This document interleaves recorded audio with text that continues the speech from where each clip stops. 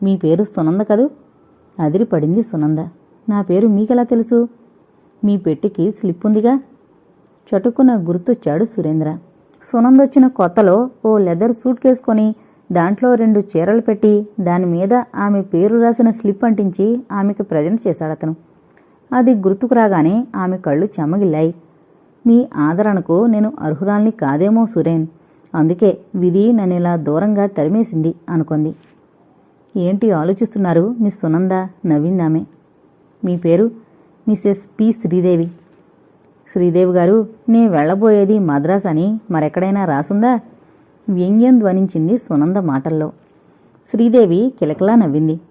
నా ఊహ కరెక్టు కాదనగలరేమో, మీ టికెట్ని అడగండి. సరే, నేను మిసెస్ నని మీ వేషమే తెలుస్తోంది మిస్ సునంద. పాపం, మీ పెట్టి మీద స్లిప్పు మీరు రాసుకున్నది కాదనుకుంటా. దాంట్లో మీ పేరు ముందు మిస్ ఉంది. ఎవరో రాసి మీకు ఆ పెట్టె ప్రజెంట్ చేసుంటారు.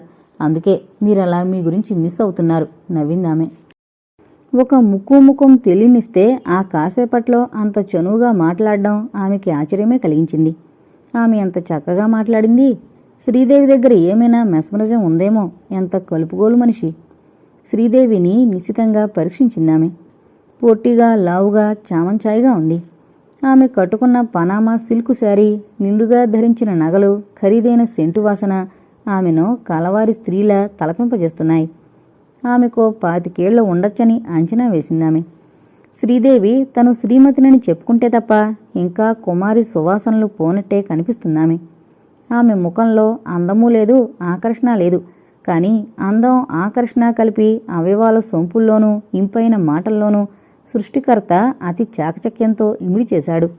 వాటితోనే ఆమె ఎంత వారినైనా ఇట్టే బోల్తా కొట్టించేస్తుంది అనుకుంది సునంద. మళ్లీ ఏదో స్టేషన్లో రైలు ఆగింది. కాఫీ తాగి రావడానికి లేచింది శ్రీదేవి. ఆమెని చూసి ఆశ్చర్యపోయింది సునంద. కూర్చున్నప్పుడు భూమికి జానడే ఉందేమిటి? లేచి నుంచోగానే తాడంతుందేమిటి? శ్రీదేవి కాళ్ళకేసి చూసింది. హై హీల్స్ టీవీగా చూశాయి. అదా రహస్యం నవ్వుకుందామే. వచ్చేటప్పుడు వేయించిన జీడిపప్పు పొట్లం తెచ్చుకుందామే. సునందకివ్వబోయింది. మధ్యరాత్రి తినడం అలవాట్లేదని తిరస్కరించింది సునంద. నేను రోజూ రాత్రుళ్ళు అన్నం తినను, అందుకే ఏదో టిఫిన్ తినడం అలవాటైపోయింది. వింతగా చూసింది సునంద. లావు తగ్గాలంటే మరి డాక్టర్ సలహా పాటించాలి కదా. అబ్బే, ఇంత చిన్న వయసులో అప్పుడే ఓ పూట భోజనం నవ్వింది శ్రీదేవి. ఓ మాటు అటు ఇటు చూసింది. పెట్లో వాళ్ళందర్నీ నిద్రాదేవి జోకొడుతోంది. మా 3వ పిల్లాడు పుట్టాక సడన్గా ఇలా ఒళ్ళొచ్చేసింది అంది శ్రీదేవి. మీకు పిల్లలు కూడానా? నమ్మలేనట్టు చూసింది సునంద. చిన్నపిల్లలేలండి. మా చివరి కుర్రాన్ని చూసి కూడా నన్ను మీ తమ్ముడా అని అడుగుతారు అందరూ. నాకింకా పెళ్లి కాలేదనే అనుకుంటారు తెలిసిన వాళ్ళంతా నవ్వింది. ఏదో స్టేషన్ రాగానే గుర్రు పెడుతున్న పక్క మనిషిని కుదుపుతూ లేపింది శ్రీదేవి. మీ స్టేషన్ వచ్చింది, లేవండి. ఉలిక్కిపడి అమాంతంగా ఆవిడ లేచి దిగిపోయింది. తన పక్క సీట్లోకి సునందని ఆహ్వానించింది. శ్రీదేవి మెడ కింద ఉడుకులం వాసన పరిమళించింది. మీ వారేం ఉద్యోగం చేస్తారు? నేను విద్వాన్ చదివాను.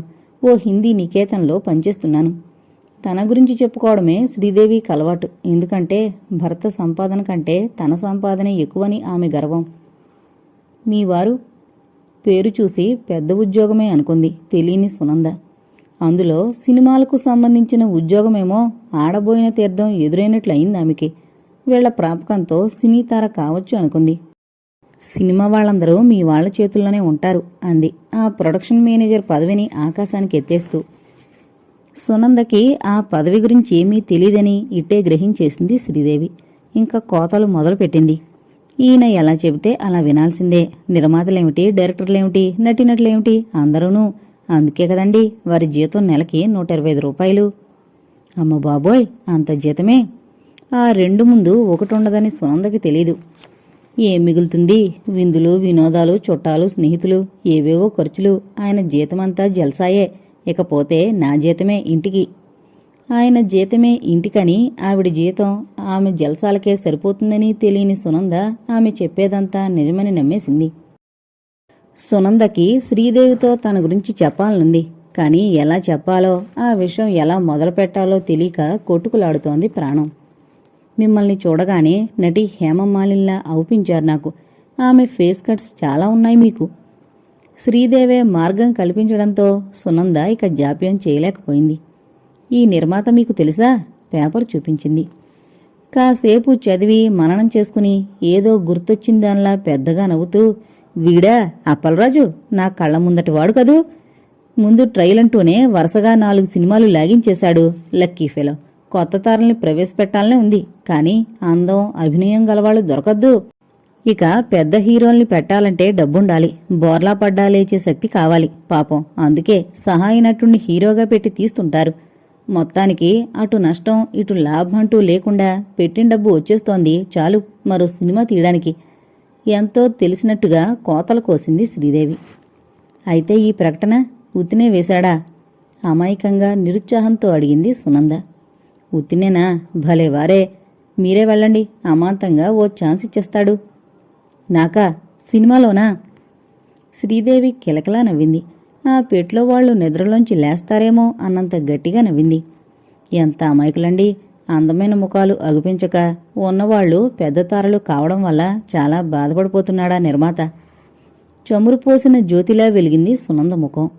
ఆ సమయంలో శ్రీదేవి సునందకి ఆపద్బాంధవ్యంలా అగుపించింది.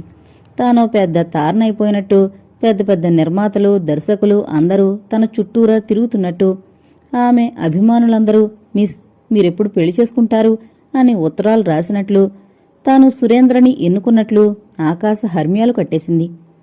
ఉలిక్కి పడిందామె. తను సురేంద్రని ఇంకా ప్రేమిస్తోందా? మరి కాకపోతే మనసు సురేంద్రం తప్ప మరో యువకుణ్ణి తన దరికి రానివనంటుందేం? ఎక్కడి సురేంద్ర? రాధకి సురేంద్రకి పెళ్ళవుతుంది. సురేంద్ర తనవాడెలా అవుతాడు? మరో కోటీశ్వరుడెవడో తన భర్త అవుతాడు. ఊహలతోనే నిద్రాదేవి ఒడిలోకి చల్లగా జారుకుందామె. శ్రీదేవికి నిద్ర పట్టలేదు. సునంద అందం ఆమెని ఆకర్షించింది. అందగత్తెలందరి మీద కలిగినట్లు అసూయ సునంద అందం మీద కలగలేదు. పైగా సునంద ఆమె చూసిన వాళ్ళందరి మీద అందగత్తే. సినిమా వ్యామోహం చూపి సునందని తన స్వార్థం కోసం వినియోగించదలుచుకుందామె. సునంద కంటే ముందే లేచింది శ్రీదేవి. మొహం కడుక్కుని చీర మార్చుకుని కాఫీ తాగింది. ఆనాటి దినపత్రిక ఒకటి కొని పేజీలు తిప్పింది. దాంట్లో ఓ ప్రకటన చదివి తన పాచిక పారబోతున్నందుకు సంబరపడిపోయిందామె. ఆ ప్రకటన అంతవరకు చింపి తన పరసులో దాచింది. కాసేపటికి సునంద కూడా లేచింది. మొహం కడుక్కునొచ్చింది. శ్రీదేవి సునందని చూసి ఆప్యాయంగా నవ్వింది. ఇంకో 2 స్టేషన్లు దాటితే మన మద్రాసు వచ్చేస్తుంది. ఉలిక్కిపడింది సునంద. ఆమెని పరీక్షగా చూస్తూ నవ్వింది శ్రీదేవి. సునంద కళ్లల్లో నీళ్లు గిర్రుని తిరిగాయి. సురేంద్ర గుర్తొచ్చాడు. ఇప్పుడెవరొస్తారు బండి దగ్గరికి? ఎక్కడికని వెళ్ళాలి? శ్రీదేవి ముఖంలోకి చూసింది సునంద. సినిమా ఛాన్స్ కోసం పాపం అయిన వాళ్ళందర్నీ విడిచి వచ్చేసినట్టున్నారు అన్న శ్రీదేవి కళ్ళలోకి పిచ్చిగా చూసింది సునంద. మీ అందం వయసు అలాంటివి, మరి దీంట్లో మీ తప్పేం లేదు. పిలిస్తే పలికేటట్టుగా ఉందేమో దుఃఖం. శ్రీదేవి అలా ఆప్యాయంగా మాట్లాడగానే ముఖం చేతుల్లో కప్పుకొని వెక్కి వెక్కి ఏడ్చిందామె. విచారించకండి, మీకొచ్చిన భయం లేదు. మీకు తప్పక మా వారితో చెప్పి సినిమా ఛాన్స్ ఇప్పిస్తాను. అందాక మా ఇల్లే మీ ఇల్లు అనుకోండి. శ్రీదేవి సునంద కళ్ళకి మెరుపులు అనిపించింది. మీ రుణం తీర్చుకోలేను. చేతులు జోడించింది. ఉదయం పక్క మీద నుంచి లేవలేకపోయాడు సురేంద్ర. ఒళ్లంతా నొప్పులు, తల సుత్తులతో బాదుతున్నట్లుగా ఉంది. నెమ్మదిగా లేచెళ్ళి మొహం కడుక్కుందామనుకున్నాడు. కాని అసలు కాలు కదపలేకపోయాడు. కింద తల్లి కూతుళ్లు ఘర్షణ పడుతున్నారు కాబోలు. పెద్ద పెద్ద కేకలు వినిపిస్తున్నాయి అతనికి. ఆ కేకలన్నీ దుర్గమ్మవేనని ఇట్టే పసిగట్టాడు సురేంద్ర. అబ్బాయి సురేంద్ర, విన్నావా ఈ భాగవతం? అది నిన్ను పెళ్లి చేసుకోదట. సుడిగాలిలా దూసుకొచ్చింది దుర్గమ్మ. ఆవిడ చెప్పిన మాటలకి నవ్వాలో ఏడవాలో తెలియలేదు సురేంద్రకి. అసలు ఏమైంది? బలహీనంగా అడిగాడు. ఏముంది, నేను ఊరెళ్తాను, ముహూర్తం పెట్టించుకొస్తాను, అందాక ఇక్కడే ఉండు, పెళ్ళైపోతే నేను వచ్చి మీతోటే ఉంటా అన్నానంతే. దాంతో అది శివమెత్తిందాల్లా లేచి, నేను గోపాలం బావం తప్పితే ఎవరినీ చేసుకోను, బలవంతంగా చేశావో నీ కూతురు నీకు దక్కదు అంటూ చిందులేస్తోంది. అవును, నాన్న కన్ను మూస్తూ నా చెయ్యి గోపాలంబాబు చేతిలో పెట్టి పోయారట. అతే చెప్పింది. ఈనాడు నువ్విలా నాన్నమాట తప్పడం న్యాయం కాదు. నాన్న ఆత్మ శాంతించదు. ఇదేం చోద్యమే తల్లి, మీ నాన్న చెల్లెల సంగతి నీకేం తెలిసే? కోడళ్ళని కాల్చుకు తినే రాక్షసి. ఆడబిడ్డగా నన్నెన్ని బాధలు పెట్టిందో నీకేం తెలుసు? నిన్ను తన కొడుక్కి చేసుకుంటే ఉన్నదంతా మూటగట్టుకొస్తానని దాని ఆశ. అంతేకాని నీ మీద నిజంగా ప్రేముండి కాదు. నాన్న కోరికంటూ చూస్తూ తెలిసి తెలిసి నిన్న భద్రకాళికి బలి చేస్తానా తల్లి? ఆయనకేం చెల్లెలు కొడుకంటే ప్రాణం. ఈ పాపిష్టి లోకాన్నుండి త్వరగా తప్పుకున్నారు. నీ తిప్పలు ఎవడు చూస్తాడే తల్లి? ఆ రంపం కోత నేను భరించాలి. ముక్కు చీదేసిందావిడ. నేను చేసుకునేది గోపాలం బావను కాని కాళికమ్మత్తని కాదు. ఏంటన్నావు? పందికి పన్నీరు పోస్తే మాత్రం ఆ బురదగుంట విడిచొస్తుందా? పాపం, నువ్వెక్కడి నుంచి వచ్చావో? వ్యంగ్యంగా అంది రాధ. ఏంటే కూసో, తల్లినటే అంత మాట? పిడిమని లెంపకాయ వేసింది దుర్గమ్మ. నా ఇష్టం లేందే నా మెళ్ళ ఒక్క ముడి కూడా వేయించలేవు. గోపాలం బావే గనుక నాకు దక్కకపోతే ఈ రాధ నీకు దక్కదు ఏడుస్తూ అందామే. చచ్చావనుకుంటాను. అసలు నాకు కూతురే పుట్టలేదనుకుంటాను. పోవే, ఇప్పుడే పో. నా పెద్ద కూతురే ఉంటే ఇలా ఎదిరించేదా? ఎక్కడుందో నా కూతురు? ఏడుపు మొదలుపెట్టిందావిడ. అదృష్టవంతురాలు ఎక్కడ పెరుగుతూ తన భోగాలు చెల్లించుకుంటుందో. నా కడుపున చెడబుట్టావే. తిరిగి కూతుర్ని కొట్టడానికి లేచింది దుర్గమ్మ. అంతవరకు కేవలం ప్రేక్షకుడుగా ఉండిపోయిన సురేంద్ర ఇక లాభం లేదని లేని ఓపిక తెచ్చుకుని ఆ తల్లి కూతుళ్ల మధ్య నిలిచాడు. నువ్వు లే బాబూ, దాని రక్తం కళ్ళ చూస్తానివాళ. పక్కకి తోసేసింది దుర్గమ్మ సురేంద్రని. ఓపికలేని సురేంద్ర రాధ మీద తూలాడు. రాధ కిందకి పడబోతూ అతన్ని గట్టిగా పట్టుకుంది. బాబోయ్, ఒళ్ళింత వేడిగా ఉందేమిటి? జ్వరం వచ్చింది బావకి గట్టిగా అంది రాధ. అంత కోపం ఒక్కమారే తగ్గిపోయింది దుర్గమ్మకి. బాబూ, సురేంద్రని పట్టుకుని మంచం మీద పడుకోబెట్టింది. మగతగా కళ్ళు మూసాడతను. Bye doctor తివారిని పిలుచుకొచ్చాడు. ఆయన పరీక్షించి ఓ ఇంజెక్షన్ ఇచ్చాడతనికి. సురేంద్ర కళ్ళు విప్పాడు. అతని పెదవులు స్పష్టంగా సునంద అన్నాయి. బావా అంటూ వెళ్ళింది రాధ. ఈయనకి పూర్తిగా రెస్ట్ కావాలి. ఏం మాట్లాడించకండి. ఒక్కమారు మీరంతా బయటికి వెళ్ళాలి. డాక్టర్ గారి మాట ప్రకారం అంతా బయటికెళ్లారు.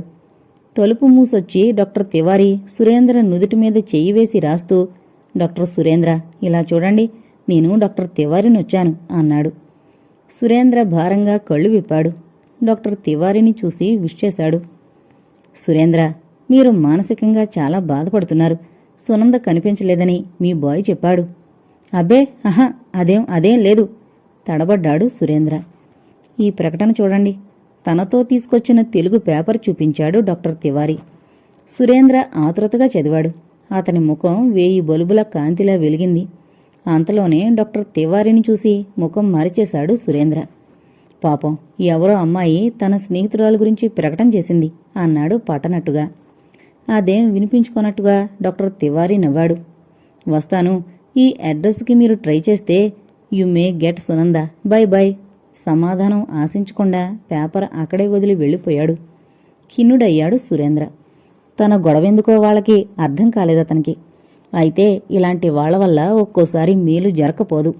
అదే ఇప్పుడు సురేంద్రకి జరిగింది. డాక్టర్ తివారీ గనుక పేపర్ చూపకపోతే సురేంద్ర పేపర్ చూడకపోను. సురేంద్ర ఇంగ్లీషు పేపర్ తప్ప తెలుగు పేపర్ చూడడు. సునంద ఆ ఇంటికొచ్చినప్పటినుంచి ఆమె కోసం తెలుగు పేపర్ తెప్పించడం ఆరంభించాడు. అంతేకాని అతనెప్పుడూ తెలుగు పేపర్ చదవలేదు. ఆ పేపర్ చూడగానే అతనికి ఎక్కడలేని ఓపిక వచ్చింది. బాయ్ మీద అసహ్యం పుట్టింది. ఒక ఇంట్లోని రహస్యం బయటికి పొక్కాలంటే అవిశ్వాసులైన నౌకర్ల వల్లే జరగాలి. వాళ్ల గుణం తెలిసి కూడా దానికి ప్రతిక్రియ జరపకపోతే అది యజమాని ఉదారత అనిపించుకోదు, పైగా బలహీనత అనిపించుకుంటుంది. వెంటనే బాయ్ని పనిలోంచి తీసేశాడు సురేంద్ర. ఆ సాయంకాలానికే అతని టెంపరేచర్ నార్మల్కొచ్చేసింది. అతను పేపర్లో వేయాలనుకున్న ప్రకటన కళ్యాణి వేయడం కించిత్తు విచిత్రమే అనిపించింది. సునంద పరారీ అయిన విషయం కళ్యాణికెలా తెలిసిందో అతనికి ఎంత ఆలోచించినా తట్టలేదు. కళ్యాణి ఊరికి వెళ్లాలన్న ఉత్సాహంలో ఉండిపోయాడు. కళ్యాణి చేసిన ప్రకటన చూసి ఈపాటికే సునంద కళ్యాణి ఇంట్లో ఉండుంటుందని అతని అంచనా. సునందని చూడాలని అతని మనసు తాతలాడుతోంది. నన్ను బాధించడం నీకిష్టమా? నిన్నొదిలి నేనెలా ఉండగలననుకున్నావు? సునంద కనిపించగానే మొట్టమొదటగా అడగాల్సిన ప్రశ్నలుగా ఎంచుకున్నాడు. రాధకి దుర్గమ్మకి మాటలేవు. ఆ రాత్రి రాధ పాలు తీసుకొచ్చి సురేంద్రకిస్తూ అంది. నీ మనసు కష్టపెట్టానేమో, క్షమించు బావా. అమ్మ ముందు అలా తీవ్రంగా మాట్లాడితే గాని పని జరగదు. ఏమైనా నువ్వు తొందరపడ్డావు రాధా. అత్తయ్య చాలా బాధపడింది. ఆవిడికి నెమ్మదిగా నచ్చజెప్పాల్సింది. నీకు తెలీదు బావా, అలాగా మాట్లాడితే అమ్మ అసలు లెక్కే చేయదు. ఏమైనా ఈ వేసవిలో మా పెళ్ళైపోతుంది. సురేంద్ర ఆమె ఆత్మస్థైర్యానికి అచ్చురు పొందాడు. అమ్మ పూనుకోకపోతే నేనే నేరుగా అత్త ఇంటికెళ్ళిపోతా, వాళ్లే చేస్తారు పెళ్ళి. రాధా, ఆ పని మాత్రం చెయ్యకు రాధా. ఏం? వాళ్ళు కట్నం గురించే గనుక ఆశపడితే రెంటికి చెడదని అవుతావు. కాళికమ్మత్త కట్నం మనిషే, కాని గోపాలంబావ దేవుడు. ఆ విశ్వాసం ఉంటే చాలు రాధా భార్యాభర్తల అనురాగ జీవితానికి. దుర్గమ్మ సురేంద్రతో ముభావంగా ఉంది. కూతురలా ఖచ్చితంగా తన అభిప్రాయం బయటపెట్టేటప్పటికీ సురేంద్ర కంటపడ్డానికి ఆమెకు ముఖం చెల్లడం లేదు. రాధ ఒక్కరితే కూతురు కావడంతో అతి గారభంగా పెంచింది. ఆమె కా అంటే కా, కీ అంటే కీ. రాధకిష్టం లేని పని ఆమె చేత ఆ దేవుడే దిగొచ్చినా చేయించలేడని దుర్గమ్మకి బాగా తెలుసు. గోపాలాన్ని తలచుకున్నదావిడ. నిష్కల్మష హృదయంతో నిజాయితీపరుడుగా కనిపించాడు. బొత్తిగా చదువులేని పల్లెటూరువాడికి రాధనివ్వడం ఆమెకిష్టం లేదు. అలాగని గోపాలాన్ని శుద్ధ ముద్దవతారంగా ఊహించలేకపోయింది. గోపాలం వయసుకి చిన్నయ్య అయినా నాగలి చేతబట్టాడంటే పొద్దన్న పొలంలో దిగిన మనిషి సాయంకాలానికి గాని గట్టుకురాడు, కష్టజీవి. అతనంటే ఆ ఊళ్ళో అందరికీ సదుద్దేశం ఉంది. అతని మీద దుర్గమ్మకెప్పుడూ కోపం లేదు. అత్త అత్త అంటూ చిన్నప్పటినుంచి ఆమె వెంటే ఉండేవాడతను. తల్లికి తెలియకుండా ముంజికాయలు, మామిడికాయలు, తేగలు, కూరగాయలు పంపిస్తుంటాడిప్పుడు.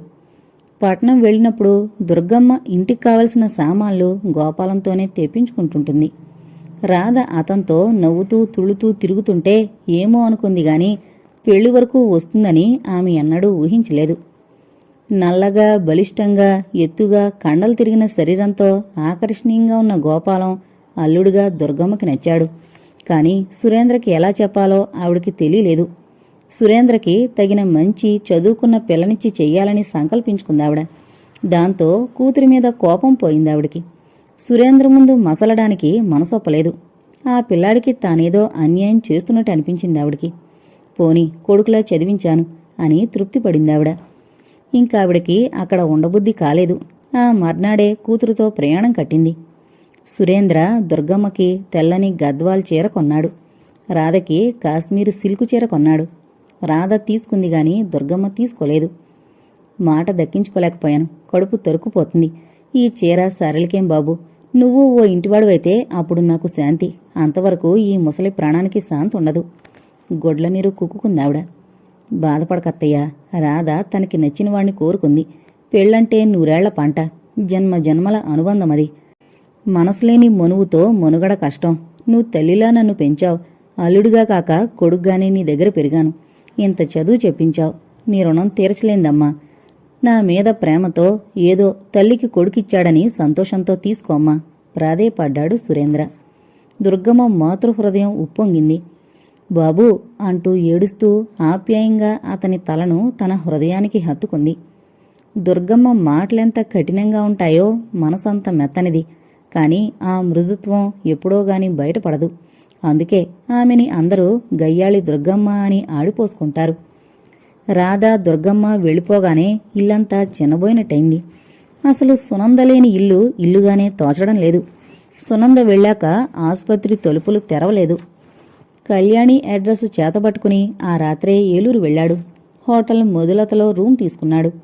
ఉదయమే లేచి కాలకృత్యాలు తీర్చుకుని కాఫీ టిఫిన్ తీసుకుని చక్కగా డ్రెస్ చేసుకుని కళ్యాణి ఇంటికి బయలుదేరాడు.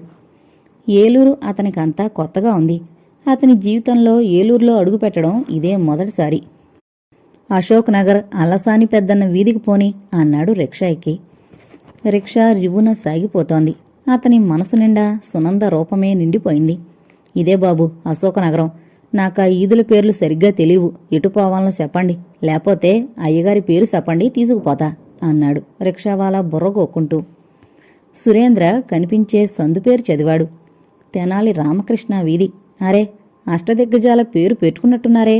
ఇదంతా కవుల నగరం కాబోలు అనుకున్నాడు నవ్వుకుంటూ. రిక్షావాడు మరో సందుకి తీసుకొచ్చాడు. అది ముక్కు తిమ్మన్న వీధి. ఇదేనాండి? రిక్షా ఆపబోయాడు. ఇంకా తీసుకెళ్ళు. రిక్షా మరో సందు తిరిగింది. అల్లసాని పెద్దన్న వీధి అని బోర్డు నవ్వుతూ ఆహ్వానించింది. అక్కడ రిక్షా దిగి రిక్షావాడికి డబ్బిచ్చి పంపేసి వాకబ్ చేశాడు కళ్యాణి గురించి. ఆ వీధి చివర్నున్న కళ్యాణి ఇంటికి ఉత్సాహంగా దారి తీశాడు. అదో చిన్న డాబా. చుట్టూరా ప్రహారీ ఉంది. గేటు తీసుకుని లోపలికెళ్ళాడు. ఆ ఆవరణ ఆ ఇంటి వాళ్ళకి పూల మొక్కలంటే ప్రాణమని చెబుతోంది. వీధి తలుపులు దగ్గరగా జరవేసున్నాయి. ఎవరైనా వస్తారేమో వాళ్ళని కళ్యాణి గురించి అడగొచ్చని అక్కడే నిలబడ్డాడు సురేంద్ర. ఎవరిదో సన్నగా వెక్కెక్కి పడుతున్న కంఠం వినిపిస్తోంది. మనం మధ్యతరగతి కుటుంబీకులం. మన కోరికలు కూడా ఆ తరగతికి తగినవై ఉండాలి. వాటితోనే మనం తృప్తిపడాలి అంటుందో యువతి కంఠం. కనీస అవసరాలను కూడా తీర్చుకోలేని మనమా మధ్యతరగతి కుటుంబీకులం? పాలపొంగులాంటి యవ్వనంలో సుడులు తిరుగుతున్న కోరికలెన్నో ఉంటాయి. చూస్తూ చూస్తూ ఓ విషబొట్నెలా చిలకరించగలం? ఏడుస్తూ అంటోంది మరో యువతి కంఠం. అందాన్ని చూడడం తప్పు కాదు, కోరడంలో కూడా తప్పులేదు. కానీ అందాన్ని అందంగానే చూడాలి. కోరడంలో తారతమ్యాలు ఎరిగి మరీ కోరాలి. అయితే నేను ఈ సంబంధాన్ని కోరడం తప్పంటావా? పద్మ, ఒక్కమారు ఆలోచించు. నాన్న రిటైర్ అయ్యారు, అమ్మ మంచం మీద ఉంది. నీ తర్వాత చదువుకుంటున్న వాళ్ళు 2 తమ్ముళ్ళు. మనకి వెనక ఆస్తి ఏమీ లేదు. నువ్వింకా చదువుకుంటున్నావు. నేను ఉద్యోగమే చెయ్యకపోతే ఈ సంసారం నడిచే దారి లేదు. వాళ్ళడిగిన 10,000 కట్నం ఎక్కడి నుంచి తేగలనంటావు? ఆలోచించు పద్మ. అంటే నా వల్లే ఈ సంసారం నడుస్తోంది అని దెప్పడమేగా? అవును. బియ్యేదాకా నాన్న రెక్కల కష్టం మీద తిన్నావేమో, పోషిస్తున్నావు. మా గతి మాత్రం మాదేనంటావు. ఏం ఈ ఇల్లమ్మి పెళ్లి చేయలేవా? పద్మ, నీ ఒక్క పెళ్లికి ఇల్లమ్మితే మగపిల్లలు ఏమైపోతారని? అది కాదు నీ బెంగ. నాకు సొంతిల్లు ఉండద్దా అని, అంతేకదూ? మొదట్నుంచి స్వార్థంతోనే బతుకుతున్నావు. నేనా? అవును, నువ్వే. నేను 4th ఫారం తప్పగానే చదవనంటే పోనిండి నాన్న, దానికి చదువు మీద ఇంట్రెస్ట్ లేదు, పెళ్లి చేసేస్తే సరి అన్నావు. దానికి అమ్మ వంతపాడింది. ఆనాడు నీ మాటలు నాకు తీయగా అనిపించాయి. కాని అవే ఈనాడు నా భవిష్యత్తును బుగ్గిపాలు చేశాయి. నీలా నేను చదువుకునుంటే ఇలా మాట్లాడేదానివే కాదు. నేనా పద్మ? నీ చదువు నీకే తెలుసు.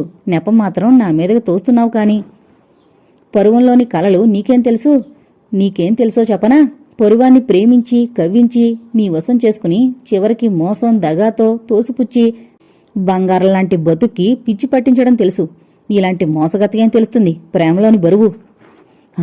మురళికి పిచ్చి పట్టిందా? ఎక్కడా? ప్రేమించావు, నీ చుట్టూరా తిప్పించుకున్నావు. నువ్వు లేకపోతే బ్రతకడేమో అన్నంత మైకంలో ముంచెత్తావు. తీరా పెళ్లి అనేటప్పటికీ దాటుకున్నావు. ఛీ, నువ్వు ఓ ఆడదానివేనా? నిజమే పద్మ, నువ్వన్నది అక్షరాల నిజం. నేను ఈ ఇంటికి ఆడదాన్ని కాదు, మగాణ్ణి. నాకు ఓ అన్నయ్యుంటే ఈ ఇంటి బాధ్యత ఆ పెద్ద కొడుకు అప్పచెప్పి నేను ఓ ఇంటిదాన్ని అయ్యేదాన్ని. కాని ఈ ఇంటి మీద నాకు బాధ్యతుంది. మీ ఎడ ఇంటికి పెద్దదాన్నిగా నా కర్తవ్యం చాలా ఉంది. పేదలకు ప్రేమించే అర్హత లేదమ్మా, ఏడుస్తూ అందామె. అంతవరకు అక్కడ్నుంచి ఆ సంభాషణంతా వింటున్న సురేంద్ర వీధిగేటు తీసుకొస్తున్న ఓ 15 ఏళ్ల కుర్రాణ్ణి చూడగానే యువతలకొచ్చి కళ్యాణి గురించి అడిగాడు. సురేంద్రని కూర్చోమని చెప్పి లోపలికి వెళ్ళాడు. ఓ పావుగంటగాని బయటికి రాలేదు కళ్యాణి. మొహం కడుక్కుని పౌడర్ రాసుకుని కాటుక బొట్టు పెట్టుకున్న ఆమె కళ్ళు అసురులు చిందించినట్లు అబద్ధం చెప్పలేకపోతున్నాయి. ఒంటినిండా పొమిట చెంగు కప్పుకొని నమ్రతగా నమస్కరించిందతనికి కళ్యాణి.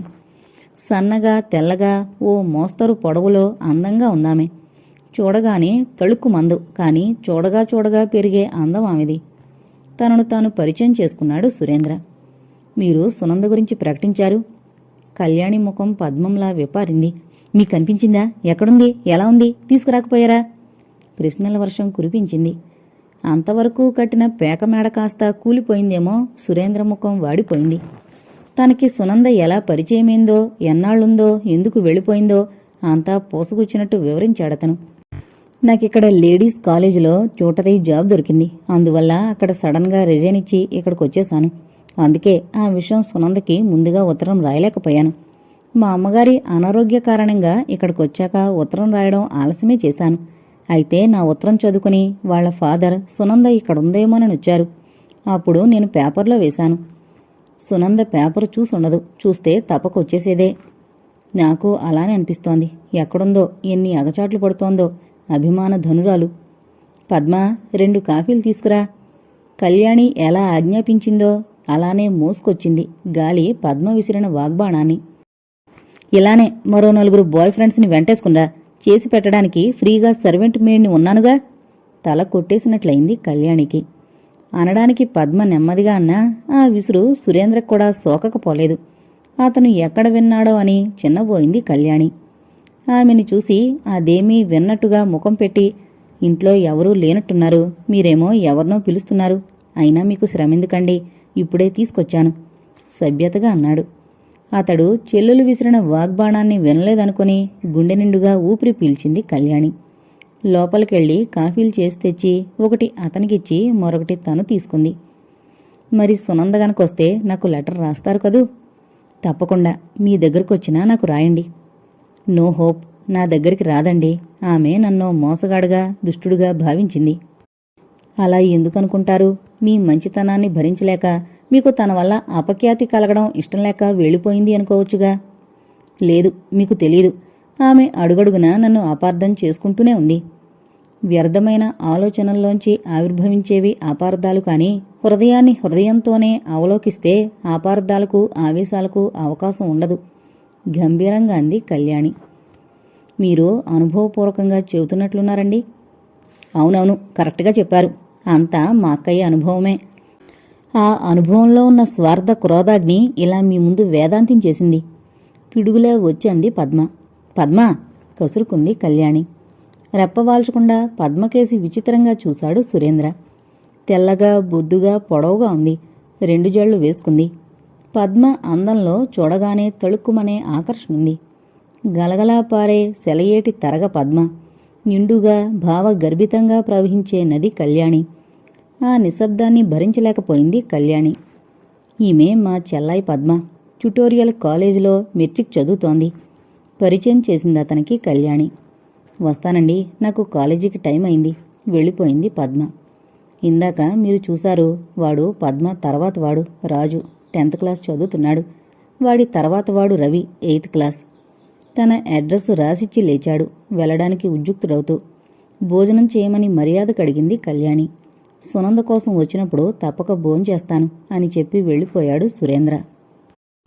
ఏటిలోని కెరటాలు ఏరు విడిచిపోవు, ఎదలోపలి మమకారం ఎక్కడికి పోదు. బాలమురళీకృష్ణ రికార్డు శ్రావ్యంగా వినిపిస్తోంది. సంధ్యదీపం వెలిగిస్తున్న కళ్యాణి హృదయం వ్యధతో విలవిల్లాడింది. కన్నీళ్లు బొగ్గలను తడిపాయి. మురళికి పిచ్చి పట్టిందా అని ప్రశ్నించుకుందామే. అవును, దానికి కారకులెవరు? నువ్వే నువ్వే ఘోషించింది మనసు. నేనా నేనా? అవును, నువ్వే. నీ కుటుంబం కోసం, నిన్ను కన్నవారి కోసం, నీ ఆత్మీయుల కోసం నువ్వు త్యాగం చేశావు, బావుంది. కానీ అతనెవరి కోసం త్యాగం చెయ్యాలి? ఎందుకు చెయ్యాలి? నీవారు అతనికేమవుతారని వారి కోసం అతని నిండు హృదయాన్ని బలి చెయ్యాలి? చెప్పవేం? గర్జించింది మనస్సు. కళ్యాణి బెదిరిపోయింది. ముఖం చేతుల్లో కప్పుకుంది బాధగా ఏడుస్తూ. అతను నా కోసం చేయలేడా త్యాగం? పగలబడింది మనసు. భయంకరంగా నవ్వింది. నేను శాపగ్రస్తని నిట్టూర్చింది కళ్యాణి. ఎంతసేపలా ఆ గదిలో కూర్చుందో తెలీదు కాని, ఏంటమ్మా అలా ఆలోచనగా కూర్చున్నావు అని అప్పుడే బజార్ నుండొచ్చిన తండ్రి పిలుపుకి ఉలిక్కిపడి లేచి లోపలికెళ్ళింది కళ్యాణి. పక్క గదిలోంచి తల్లి దగ్గుతోంది. వెళ్ళి మందిచ్చి తల్లి నడుం వరకు దుప్పటి కప్పి వచ్చి కూర్చుంది. తండ్రి అన్నం వడ్డించమంటూ వచ్చాడు. పచ్చడి కలుపుకుంటూ, నెయ్యి లేదమ్మా అని అడిగాడు కూతుర్ని. నెయ్యి అయిపోయింది, తెప్పిద్దామంటే నెలాఖరు, చేతిలో డబ్బు లేదు. కానీ అలా చెప్పలేకపోయిందామె. నెయ్యి కాస్త పాడుపిల్లి నాకేసింది అంది. నెయ్యి లేకుండా నేనెప్పుడూ తినలేదు. సరే, నూనెంటే వెయ్యి. కళ్యాణి మనసు చివుక్కుమంది. నా సంపాదనలో ఎప్పుడూ నేను ఇంటికి లోడ్ చేయలేదు, నీ సంపాదనలోనే అని తండ్రి తనని దెప్పిపొడిచినట్లుగా అర్థం చేసుకుందామె. కళ్ళనీళ్లు తిరిగాయి. ఆయన సంపాదనలో ఉన్న రోజులు మంచి రోజులు. ఇంతగా జనాభా ధరలు పెరిగిన రోజులు కావు. ఆయన సంపాదన అనుభవించడానికి అప్పుడు ఒక్క కళ్యాణి ఎదిగింది. మిగతా పిల్లలు చిన్నపిల్లలు. అందుకు ఆ సంసారంలో లోటుపాట్లేవీ కనిపించలేదు. ఇప్పుడైతే పిల్లలందరూ ఎదిగారు. తల్లి మంచం మీదుంది. పెళ్లికెదిగిన ఆడపిల్లలున్నారు. పెద్ద చదువులు చదవాల్సిన కుర్రాళ్ళున్నారు. తండ్రి రిటైర్ అయ్యారు.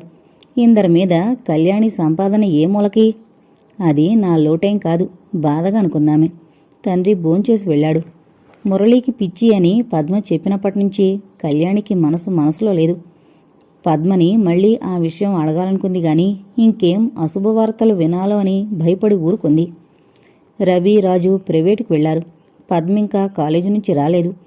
రోజు పద్మ కాలేజీ వదిలిన చాలాసేపటికి గాని ఇంటికి రాదు. ఈ మధ్య మరీ ఆలస్యంగా వస్తోంది. తండ్రి ఆ విషయం పట్టించుకోడు. తల్లి పట్టించుకుంటుంది గాని అదేమని కళ్యాణి కసిరితే, ఏం నువ్వు మాత్రం నీ హయాంలో ఏం వెలగబెట్టేదానివి, ఈనాడు దానికి బుద్ధులు చెబుతున్నావు అని పద్మని వెనకేసుకొస్తుంది. ఆ ఇంట్లో ఎవరికి వారే యజమానులు. సిగరెట్లు కాల్చడం తప్పు కదూ అని తనకంటే చిన్నవాడైన తమ్ముణ్ణి దండించడానికి భయం. నా ఇష్టం, నువ్వెవరు? ఆడవాళ్లు మగాళ్ల విషయంలో జోక్యం కల్పించుకోకూడదు నిర్భయంగా అంటాడు రాజు. ఏ రోజైనా రాత్రిపూట చల్లగాలికని వీధి గుమ్మంలో కూర్చుంటే మాత్రం, ఏం బయట కూర్చున్నామేం, గాలి కావలిస్తే విసురుకోరాదు, లోపలికెళ్ళు అన్నగారు ఆజ్ఞాపిస్తున్నట్టుగా అక్కడికి తనక్కేదో కాని పని చేస్తున్నట్టుగా చేత్కారంగా ముఖం పెట్టి అంటాడు. నా ఇష్టం, ఆడవాళ్ల విషయంలో మగాళ్ల జోక్యమేమిటి అంటే ఇంకేమైనా ఉందా? అమ్మొస్తుంది. అవునే, మగాడు పౌరుషం గలవాడు అంటూ. ఏం ఆడది మగాళ్ల బజార్నికి ఉద్యోగం చేసి మగాడు చేసే పనులు కూడా చేస్తూ సంసార బాధ్యత నెత్తిన వేసుకుని సంపాదిస్తుంటే ఆ సంపాదన తిండంలో లేని అభిమానం ఆమె రాత్రివేళ క్రీనీడలో ఇంటి ముందట చల్లగాలి కోసం కూర్చుంటే వచ్చిందా? వీళ్ల కోసమా తను తన బ్రతుకును త్యాగం చేసింది. తన తోటివాళ్లు అప్పుడే పెళ్ళై 2-3 బిడ్డల్ని కూడా కన్నారు. తనకి మాత్రం కోరికలు లేవా? మురళి మంచివాడు, అందగాడు, చదువుకున్నవాడు, తనని మనసారా ప్రేమిస్తున్నాడు అనేగా అతన్ని గాఢంగా ప్రేమించింది. నాన్న తనకి తానుగా కట్నమిచ్చి పెళ్లి చేయలేడు.